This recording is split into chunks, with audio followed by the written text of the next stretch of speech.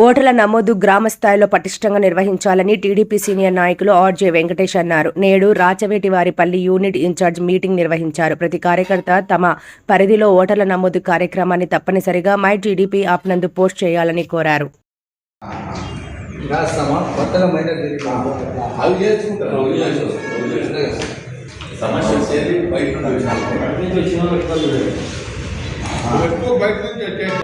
Document రాయాలంటే ఒక Aadhaar number తెలియజేసిన ఉంటే కాదు, ఆ లింక్ చెప్పాలి.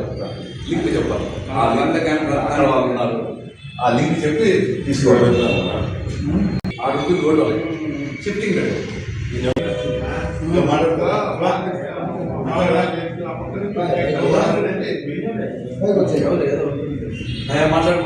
నమస్కారం.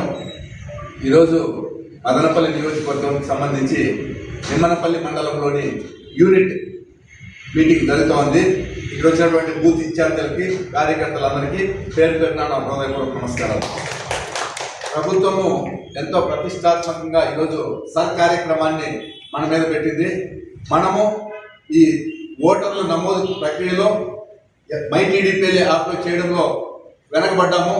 వాటిని ఖచ్చితంగా మనము బిఎల్ఓలంతా కలిసి ఎన్యూమరేషన్లో మనం పాల్పంచుకుని ఖచ్చితంగా మనం మై టీడీపీ యాప్లో ప్రతి ఒక్క ఓటర్ని కూడా నమోదు చేయాల్సిన బాధ్యత ఉంది.